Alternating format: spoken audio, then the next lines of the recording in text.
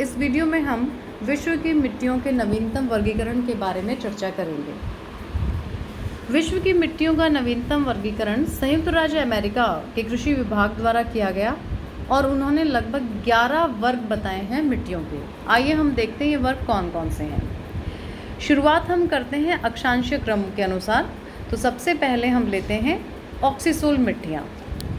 देखिए, ये ऑक्सीसोल जो मिट्टियाँ हैं ये उष्णकटिबंधीय मिट्टियाँ हैं और विश्व के लगभग 9.2% क्षेत्र में फैली हुई हैं।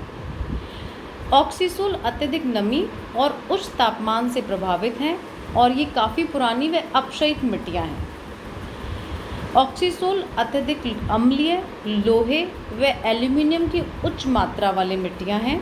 इनमें जीवांश की कमी पाई जाती है और इसी कारण इन मिट्टियों की जो फर्टिलिटी है, उर्वर क्षमता है, वो काफ़ी सीमित है।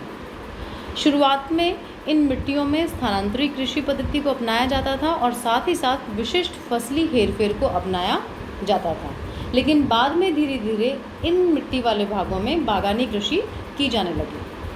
पुरानी मिट्टियों वाला जो क्लासिफिकेशन इससे पहले वाले वीडियो में हमने जो किया था, उनमें जो लेटेराइट प्रकार की मिट्टियाँ थी वो ऑक्सीसोल मिट्टियों से मिलती हैं। यानी इस ऑक्सीसोल मिट्टी वर्ग के अंतर्गत जो तुलना है वो हम लेटेराइट मिट्टियों से कर सकते हैं। दूसरा मिट्टियों का वर्ग है एरिडोसोल। एरिडोसोल जो मिट्टियां हैं विश्व में सबसे व्यापक मिट्टियां हैं और विश्व के लगभग 19.2% भाग पर विस्तृत हैं। ये बालुई पीले रंग की मिट्टियाँ होती हैं और विश्व में शुष्क व अर्ध शुष्क क्षेत्र जो हैं वहाँ पर ये मिट्टियाँ हमें देखने को मिलती हैं। यानी विशेष रूप से इनकी जो तुलना हम कर सकते हैं किनसे, जो मरुस्थलीय जो मिट्टियाँ हैं, डेजर्टिक सॉइल हैं, उनसे हम कर सकते हैं। इन मिट्टियों में जो वनस्पति है वो बहुत कम पाई जाती है। साथ ही जीवांश जो हैं यानी ह्यूमस जो कंटेंट है वो भी काफ़ी कम पाया जाता है। खनिज लवण इस मिट्टी में अधिक होते हैं, लेकिन जल व नमी की कमी होती है। इसी कारण ये मिट्टियाँ कृषि के लिए फ़ायदेमंद नहीं होती, अनुपयुक्त होती हैं। और लवणीकरण के कारण जो है इसमें कृषि पे जो फसलों के उत्पादन है उस पर भी दुष्प्रभाव पड़ता है। इन मिट्टियों में अगर हम सिंचाई की सुविधा उपलब्ध करवा दें और साथ ही साथ फर्टिलाइज़र्स का यूज़ करें तो ये कृषि कार्यों के लिए काफ़ी उपयुक्त मिट्टियाँ हो सकती हैं। एरिडोसोल जो मिट्टियाँ हैं उनकी तुलना हम मरुस्थलीय मिट्टियों से कर सकते हैं। अगला जो वर्ग है वो है मॉलिसोल। देखिए, जो मॉलिसोल वर्ग है ये घास के मैदानों वाली मिट्टियों का वर्ग है। मॉलिसोल मिट्टियाँ विश्व के लगभग 9% क्षेत्र पर विस्तृत हैं। ये गहरे रंग वाली मिट्टियाँ होती हैं और शीतोष्ण घास भूमियों की अर्धशुष्क जलवायु में विकसित होती हैं। मॉलिसोल मिट्टियों में प्रचुर मात्रा में जीवांश पाया जाता है। ये कृषि के लिए आदर्श मिट्टियाँ हैं। यहाँ पर कृषि जो फसल उत्पादन है वो काफ़ी अच्छा होता है। स्टेपी और प्रेरी की मिट्टियाँ इसी प्रकार की हैं जो हम पहले वाले वीडियो में डिस्कस कर चुके हैं। इनमें बड़े पैमाने पर व्यापारिक और कृषि की जाती है। साथ ही साथ फूड क्रॉप्स जो है और जो पशुचारण जो है वो काफ़ी मात्रा में किया जाता है। स्टेपी की चरणोज़म मिट्टियों में उर्वरकों के प्रयोग से फसलों का अधिक उपज की जाती है। इन मॉलिसोल मिट्टियों की प्रमुख समस्या कैल्शियम की अधिकता रहती है, जिसके कारण जो कंकड़ों का निर्माण होता है। पश्चिमी ऑस्ट्रेलिया, कालाहारी के मरुस्थल तथा पश्चिमी मध्यवर्ती संयुक्त राज्य अमेरिका के मैदानी भाग इन मॉलिसोल मिट्टियों से निर्मित हैं, लेकिन यहाँ पर ये कंकड़ निर्माण की जो प्रक्रिया है वो समस्या सबसे ज़्यादा है। अगली मिट्टी है एल्फीसोल्स। देखिए, एल्फीसोल जो मिट्टियाँ हैं विश्व के लगभग 15% क्षेत्र पर विस्तृत हैं। इनका जो कंपैरिजन हम कर सकते हैं, हम तुलना कर सकते हैं पॉटजोल मिट्टियों से। ये विषुवत रेखा से उच्च अक्षांशों की ओर इनके 5 प्रमुख वर्ग हमें पाए जाते हैं। और ये जो मिट्टियाँ हैं मध्यम अपक्षयिक मिट्टियाँ हैं। इनका रंग भूरा कत्थई रंग का है और मध्यम अम्लीय हैं ये मिट्टियाँ। साथ ही साथ आर्द्र मृदु जलवायु के वनों और घास व मिश्रित वृक्षों से निर्मित हैं। इन एल्फीसॉल मिट्टियों में मध्यम उर्वरता पाई जाती है। और इनकी हम तुलना किनसे करेंगे? जो पॉडजॉल मिट्टियाँ थी वो एल्फीसॉल मिट्टियाँ सेम कंडीशंस में पाई जाती हैं। अगली जो मिट्टियाँ हैं वो है अल्टीसॉल्स। अल्टीसॉल मिट्टियाँ बेसिकली लाल पीली पॉडजॉल मिट्टियाँ होती हैं। ये अत्यधिक अपक्षयित वन्य मिट्टियाँ हैं जिनके 5 प्रमुख उपवर्ग हैं। एल्टीसॉल्स विश्व के 8.5% से अधिक क्षेत्र पर विस्तृत हैं। इनका लाल कत्थई रंग लोहे व एल्युमिनियम के ऑक्साइडों के कारण होता है। इन मिट्टियों में भी निक्षालन अधिक पाया जाता है, जिसके कारण इनकी जो उर्वर क्षमता है वो काफ़ी कम होती है। लेकिन इन मिट्टियों में हम जो कपास, तंबाकू आदि फसलों के उगाने से इनकी उर्वरता और घट जाती है। तो हमें ऐसी फसलें उगानी चाहिए जिनसे इनकी उर्वरता कम ना हो और स्पेशली फसलों का हेरफेर करके हमको उत्पादन करना चाहिए। छठा जो मिट्टियों का वर्ग है वो है स्पोडोसोल। स्पोडोसोल की तुलना हम पॉडजॉल सॉइल से कर सकते हैं, पॉडजॉल मिट्टियों से कर सकते हैं। ये उत्तरी अक्षांशी शंकुधारी वनों वाली मिट्टियाँ हैं। इनके 4 प्रमुख उपवर्ग होते हैं। ये विश्व के लगभग 5.4% क्षेत्र पर विस्तृत हैं। ये मिट्टियाँ जो हैं वो ठंडे व आर्द्र क्षेत्रों के वनों में केवल उत्तरी गोलार्ध में पाई जाती हैं, केवल नदन हेमिस्फीयर में पाई जाती हैं। ये मिट्टियाँ बालुई पैतृक शैलों से विकसित हैं।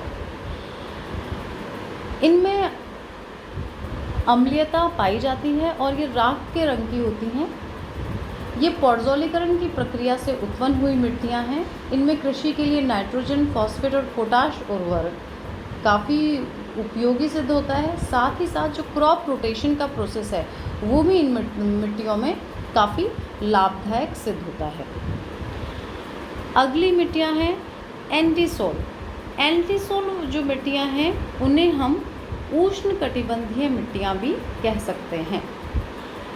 ये एंटीसोल मिट्टियाँ नवीन व अविकसित मिट्टियाँ हैं और विश्व के लगभग 12.5% क्षेत्र में विस्तृत हैं।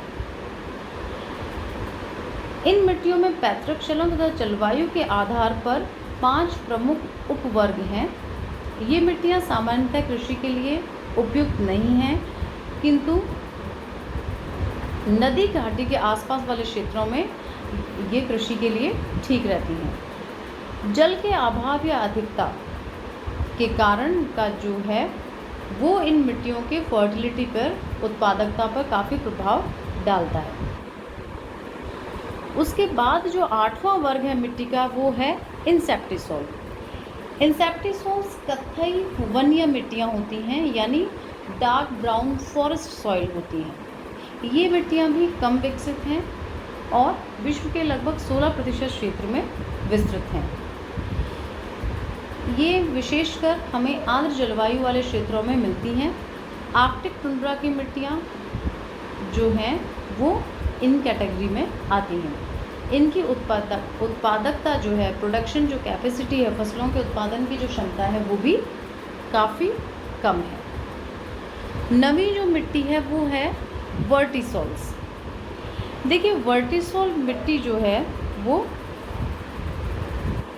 चीका युक्त जो चिकनी जो मिट्टी होती है वो है। ये उपाद्र व अर्ध शुष्क दशाओं में पाई जाती है, विकसित होती है। इस मिट्टी में सवाना तथा उष्ण कटिबंधीय जलवायु मिलती है।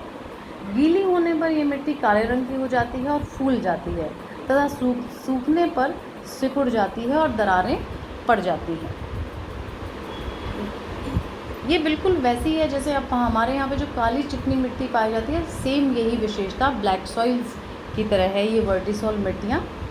और ये जो हमारा, अगर हम इसको देखें तो इसमें क्षार तथा पोषक तत्व अधिक पाए जाते हैं और कृषि के लिए, इसीलिए कृषि के लिए बहुत उपयोगी हैं।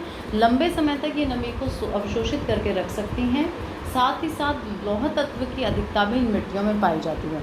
उदाहरण के लिए हम ले लें, हमारे भारत का दक्कन का लावा पठार जो है वो इन मिट्टियों से निर्मित क्षेत्र है। 10वां जो वर्ग है वो है हिस्टोसोल्स का। हिस्टोसोल जो मिट्टियाँ हैं वो जैविक पदार्थों वाली मिट्टियाँ हैं। ये मध्य अक्षांशी और पूर्ववर्ती झीलों वाले क्षेत्रों में पाई जाती हैं और इनमें जो ह्यूमस कंटेंट है वो सबसे ज़्यादा पाया जाता है। ये मार्शी मिट्टियाँ होती हैं, जो पीठ वाली जो मिट्टियाँ होती हैं वो मिट्टियाँ होती हैं और इनमें स्पेशली जो फॉरेस्ट है, वन जो क्षेत्र हैं वो ज़्यादा उपयुक्त रहते हैं। ये 11वां जो हमारा मिट्टी का जो वर्ग है वो है एंडोसॉल। ये ज्वालामुखीय पैतृक शैलों से उत्पन्न मिट्टियाँ हैं, यानी वॉल्केनिक ओरिजिन, मेटामॉर्फिक रॉक से ओरिजिन है। इन मिट्टियों में नमी धारण करने की अपार क्षमता रहती है। जैसे कि हमने वर्टिसॉल पढ़ा था, काली मिट्टी वाला क्षेत्र, उसका रिफाइंड रूप हम इसको कह सकते हैं। इसमें नमी धारण करने की क्षमता अधिक होती है। इनकी उर्वरता जो है वो मध्यम है, काली मिट्टी से कम है, लेकिन अच्छी उर्वरता हम इसमें देख सकते हैं। इन जो एंडोसॉल जो मिट्टियाँ होती हैं इनमें फॉस्फोरस की कमी पाई जाती है। विशेष रूप से ये हवाई द्वीपों में मिलती हैं और गन्ने व अनानास की खेती के लिए ये मिट्टियाँ काफ़ी उपयुक्त हैं। अब हम विश्व के वितरण में देख सकते हैं, हम इन मिट्टियों का विश्व का वितरण, जैसे ऑक्सीसोल वाला क्षेत्र है। ऑक्सीसोल हमें, ये जो पूरा क्षेत्र है ये ऑक्सीसोल मिट्टियों का क्षेत्र है। इसी तरीके से एरिडिसोल जो मरुस्थलीय क्षेत्र है वो एरिडिसोल जहाँ जहाँ मरुस्थल है वहाँ हमें देखने को मिलता है।